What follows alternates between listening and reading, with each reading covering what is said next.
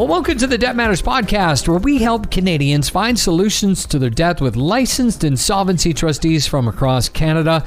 What is a licensed insolvency trustee? You're going to find out today on the show. Now, my name is Wayne, and I've been around doing the show for quite a while now, and it's always interesting to me to learn so much about the different licensed insolvency trustees, how they work, and how they help so many Canadians. So my guest today, Jillian Taylor-Mancusi from LC Taylor, licensed insolvency trustee in Winnipeg, and they have an office in Kenora, and we're going to talk about what it's like, a day in the life, if you will, of being a licensed insolvency trustee. Hi, Jillian. Hi, Wayne. This is all about you. I know. But yeah, I got to admit, I didn't understand what LITs were, how they worked, and how they were regulated. And so to find out so much information about what you do, I think is critical for people who are in financial difficulties. So first off, what exactly is a licensed insolvency trustee? A licensed insolvency trustee is the new name for what used to be called a trustee in bankruptcy. Now, what we do is we meet with people and companies who are having financial difficulty and find solutions to their debt problems. Okay, and the most important piece of this puzzle is you're licensed by the federal government. Right. So it's a long process, if you will, to become a licensed insolvency trustee. First, you generally need a university background. Sometimes people have an accounting designation as well. And then you have to go through an articling program that's put together by our association. That is definitely not easy. No. There's 3 levels to it, and then you have to complete a national exam. Obviously, there's exams after each level. Then they have something called the National Insolvency Exam. Once you pass that, then you have to go before an oral board that's put out by the Office of the Superintendent of Bankruptcy that will have a panel of your peers, a lawyer, an accountant, somebody from Office of the Superintendent of Bankruptcy, that basically grill you to make sure that you know your stuff and that you're not going to falter on any of the answers or your ethics, so that you can become a licensed insolvency trustee. When did you first decide this might be the profession for me? My story might be a little bit different than others because I grew up with a licensed insolvency trustee. My dad is Lee Taylor, and he's been a licensed insolvency trustee for as long as I can remember. Wow. So being in a small company at the time, when I can first start remembering, my sister and I would go to the office if he was working overtime or on a weekend and amuse ourselves. And he would be working. And so we found out a lot about bankruptcies. Didn't have consumer proposals then, but consumer proposals, receiverships, corporate bankruptcies, if you will, just by being there and hearing how he was helping people and getting people back on track. Mm-hmm. So we would go into the office and we would pretend that we were different employees in the office. By just hearing what they were talking about. So that's how I first heard about the profession. And as you're growing up, you don't want to do the same thing as your parents. So I tried many different avenues after I was finished university. Mm-hmm. And then I was thinking about it when they had an opening at the office here, that I think this is something that I would really like to do because I could see the joy that Lee had in helping people, either by getting a corporation back on track or figuring a way to solve their problems or just helping people. And it's interesting. Winnipeg's a pretty small, big town, if you will. And, we could be at the grocery store and somebody would be like, hey, Lee, I still remember what you told me, such and such. Or really, I appreciate you helping me. Or, I was finally able to put my kid through college, and it's all because of how you helped me and how you helped me get back on track. Wow. And hear people say things like that to your father, you're like, wow, he's a hero. And when I finished university, I thought, you know what, that's something that I'd really like to explore, because I'd really like to have that sense of pride in helping people. Mm-hmm. And I think it must be quite something even now when people walk into the office, the first time they walk in, and oftentimes that's a free consultation, which we'll give you the details of at the end of this podcast. But they walk in and they are probably nervous, probably a little embarrassed, and all of a sudden you talk to them and you just see the stress kind of fall away. They feel for once there's hope. Yes, definitely. That really does explain it. And that's something that I've been here for 25 years. And, meeting people, it doesn't change that they come in and they're upset and they're stressed out and they don't want to be there and they don't want to talk about this. But by the time that they leave and you can provide them with a solution, you can see the weight lifted off their chest. They leave happier. And sometimes, people will be upset, they'll be crying, and you've given them a solution. And that's what it's about. And especially after all these years of having licensed insolvency trustees and trustees in bankruptcy before that, I think there's a lot of people now who can say, okay, if you're in a financial situation, here's what I recommend. Go talk to a LIT, licensed insolvency trustee. And has the profession kind of been what you expected when you started out? I think it's been even a more rewarding profession, a more rewarding career than when I started out, because you kind of have an idea what you're getting into when you talk to people and you work your way through to get your license. But it's more than that. Like, it's something that you think about a lot. You think about all the time. And it's things that you don't even necessarily didn't know that you would think about. So let me give you an example.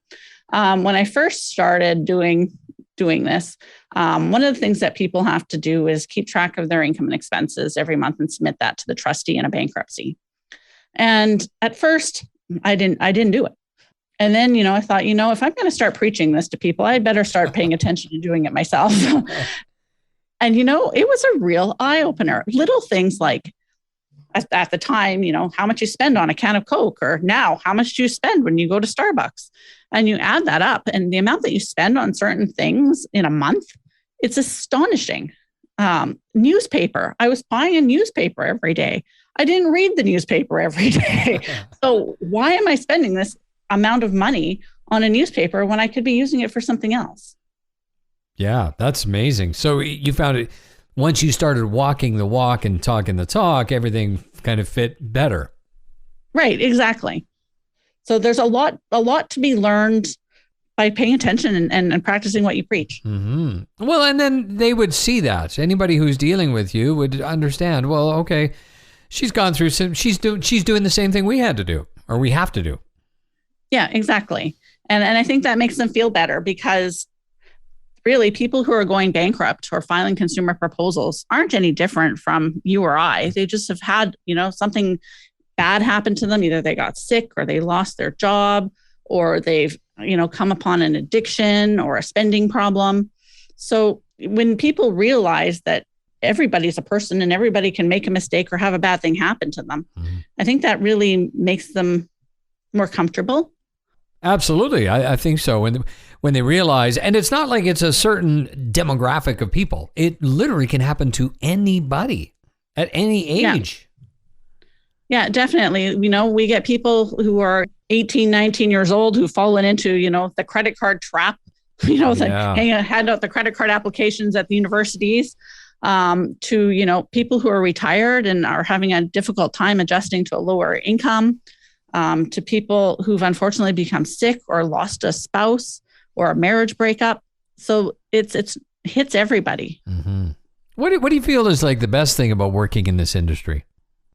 The best thing about working in this industry is just, it sounds like a broken record, but it really is helping people and giving them solutions to their problems. Right. Would you change anything? Pre-COVID, people would have to come into the office. You'd sit down with them and go over their situations. Since COVID, and rightly so, because COVID was a bad illness, a lot of things moved to telephone appointments and Zoom appointments. I would really like to get back to having people come into the office so that you can have that one-on-one session with somebody, because it's a lot different when you're talking to somebody in person than if you're talking to them over the phone. Absolutely. You can really bond with somebody, understand their situation, and really give them options and make them feel better. Whereas on the phone, they're watching their kids or the dogs outside, or they're trying to, make a coffee. So they're not always paying attention. And I think that something like getting your finances back on track and seeing the light at the end of the tunnel is really something that they should focus on, because it's an important situation. Yeah, absolutely. Right now, I would love for you to walk us through a typical meeting. Very first, somebody schedules with you. They go on the website and they can get a free consultation, by the way. This is something that is provided by licensed insolvency trustees. So if you go to lctaylor.com, then you can get yourself scheduled for a free consultation. Can you walk me through what happens with these consultations? Definitely. So I'll talk about when somebody comes into the office, because those are my favorite. Yes. So somebody comes into the office and they're going to be greeted by our receptionist. We also happen to have an emotional support dog in our office, Teddy. So you might be greeted by Teddy as well. He's an adorable little puppy. And for somebody who's having a bad day because they're having to come in and talk to a trustee about their finances, having a cute little dog to cuddle and hold can really help and go a long way. So we do find that Teddy's really, he's a valued employee. Brilliant. Yes. So then the trustee or the estate manager will go in and meet with somebody. And we're going to start by really bombarding them with questions, because we really want to get an idea of where they're at. So we want to know everything from, their marital status, whether or not they have children, how many they have, do they have to pay child support or alimony? What kind of medical expenses do they have? Is that taking a good chunk of their income? Find out a little bit about them and their situation, and then go through the debts. So who they owe, how much, what kind of assets they may or may not have, so that we can really get a really good sense of their situation and then provide them with some options. And every situation is different. Every person's scenario is different. So there's always a little twist or an option that would really work well for this person, not so good for this person. Maybe, a different option is a better idea for them. Mm-hmm. So I think that's the key in a consultation, is finding out about the person, about their lifestyle, what they spend money on, and determine what they want to accomplish. And do you find that most people have that information at hand? Yes, they do. And if they don't, when you're just talking to somebody, they know that information. So sometimes they get a little nervous because you say, I'd like a list of who you owe, how much, a pay stub. But the rest of the information people know already. They know how much they're spending on their rent or how much they're spending on their utilities, particularly when they're in this situation, because they're really trying to see where they can come up with the money. Mm-hmm.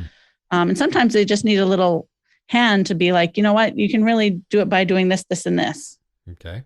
So then you sit down for the initial meeting, and then you decide, okay, we need to do the next step. What does that look like? Each person has a different plan? Right. So under the Bankruptcy and Insolvency Act, there's bankruptcies, there's consumer proposals, but sometimes budgeting will help. Sometimes, we can give them some information with regards to how to deal with a lot of equity in their home. There's different scenarios options that we can come up with depending on the situation.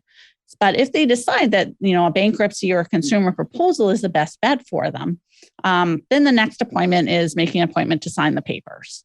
Sometimes if you want to do it right then and there, we can get everything typed up and ready for you. But if you want to take a night to sleep on it, come back another day and we'll get those papers signed. So it's not that they have to sign anything right there and then when they walk in. And no. You've done your initial. I'm surprised it happens that fast. It's that quick of to put the papers in. I guess that's to start the process of consumer proposals or bankruptcy. Right. Wow. Okay, so then what happens? once the papers are signed, then we register them with the official receiver, which is Industry Canada. And that's when your process starts. So if it's a proposal, for example, what a proposal is a debt repayment plan where you offer to pay the creditors back either in full or a percentage of what is owed to them. You propose it to the creditors and they get an opportunity to vote on whether or not they would accept it. And they get 45 days for that voting period. So once you register those documents, that's when that 45-day voting period starts. So can you explain this to me? So let's say it's $10,000 that I owe a creditor. You can then do a consumer proposal where you say, okay, Wayne's only going to pay, he can only pay $4,000. Is that right? Yeah. So it can either be a settlement where you offer to pay a percentage of what's owed, or sometimes, depending on the situation, you can make a plan where you're going to pay the whole amount back. And the reason you can do that sometimes is because the interest is going to stop on the proposal. Okay. How do you pick which one is best? It depends on the individual circumstances. So generally speaking, a proposal is going to cost a little bit more and take a little bit longer than a bankruptcy. So if you have the cash flow that can support a proposal, well, it's always best to try and pay your debts back. So a debt settlement or a proposal it can be the way to go. Another time you might want to do a proposal over a bankruptcy is if you have an asset that you want to protect. So, for example, you have equity in your home that you don't want to lose in a bankruptcy, but you can incorporate that into your repayment plan under the proposal. Okay. All right. That explains that. Or the other option was, so we could do the consumer proposal, put out that here's what you're offering, or the other option is bankruptcy, which looks like? So a bankruptcy can last 9 or 21 months if it's your first filing. Sometimes people have to file more than once, and then it can be 24 months or 36 months. The difference in the number of months depends on how much money you earn. So if you earn more money, then you could be in bankruptcy longer. If you earn less money, then you can be in bankruptcy a shorter period of time. Okay. Then once you go bankrupt and you file the assignment, there's certain duties that you have to do. So I've kind of talked before about things like these income and expense reports that you have to fill out. So you're going to write down all the money coming in, everywhere you spend it, so that we can make sure that you're making the right payment based on your income. As well, we're going to watch to see where you're spending. We don't want you to have, an alcohol problem or gambling problem. If you have any kind of addiction, we want to make sure that that gets dealt with before you get discharged or released from your bankruptcy. There's 2 mandatory counseling sessions. That's in both the consumer proposal and the bankruptcy. And then things like income tax, we're going to file your income tax. So really? There's a little bit more homework in a bankruptcy than in a proposal. But that's okay. I really wanted to understand all the steps. I mean, I think it's great that you could share, your story of why you got into it and what it's like day to day, but then really sharing with people that, what you go through, how you've become who you are, and what they can expect when they walk in the door. And I love, is it Teddy? He's definitely an asset. Oh, I would think so. Absolutely. Well, I think that's it for time. That's all we have time for today's show. Any final words of wisdom you'd like to share with us regarding this? No, I don't think so. Thanks for letting me share my story. I really appreciate it. Jillian, thanks very much. Thank you. My guest today, Jillian Taylor-Mancusi. Once again, we talked about the free consultation. You can sign up with LC Taylor, Licensed Insolvency Trustee, by going to their website at www.lctaylor.com. And that is it for today's Debt Matters podcast. Make sure you subscribe wherever you get your favorite podcast from. And of course, for more information, you can always check out debtmatters.ca. Thanks for listening.